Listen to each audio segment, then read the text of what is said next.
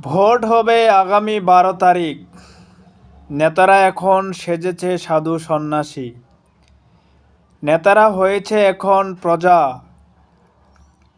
তাই তো নেতারা বাড়ি বাড়ি গিয়ে মানুষের ক্ষেত খামারে গিয়ে কাজও পর্যন্ত করে দেয়। এমনও নেতা দেখছি ভোট চাইতে গিয়েছে, মানুষ বাথরুমে টয়লেটে যাবে, টয়লেটের পানি পর্যন্ত এগিয়ে দেয়। এবং এই নেতারা ভোট পাওয়ার পরে হয়ে যায় জনহিংস্রকারী, জনসম্পদ হরণকারী। এই নেতারাই তখন জনগণের প্রভু সাজে। যারা মানুষকে দেখিয়ে এরকম আচরণ করে তারা আসলে জনগণের ভালো চায় না।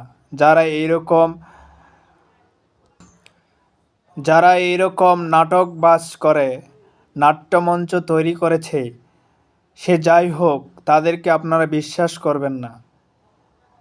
কারণ তারা আপনাদের কাছ থেকে ভুলিয়ে ভালিয়ে ভোটটা নিতে পারলে পরবর্তীতে আপনাদের প্রভু সাজবে। ভোট একটি মূল্যবান আমানত, মূল্যবান সম্পদ।